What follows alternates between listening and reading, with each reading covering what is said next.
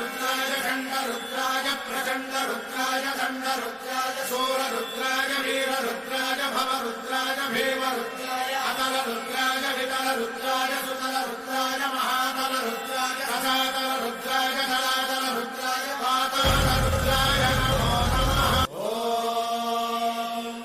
नमः सोमाय च रुद्राय च नमस्ताम्राय च रुणाय च नमः सिंहाय च वसुमतये च नमः उग्राय च भीमाय च नमो हत्रे भदाय च धूरे भदाय च नमो हन्त्रे सहनीयते च नमो वृक्षेभ्यो हरिकेशेभ्यो नमस्ताराय नमः शम्भवे च मयो भवे च नमः स्यञ्जनाय च मयस्कराय च नमः शिवाय च शिवधराय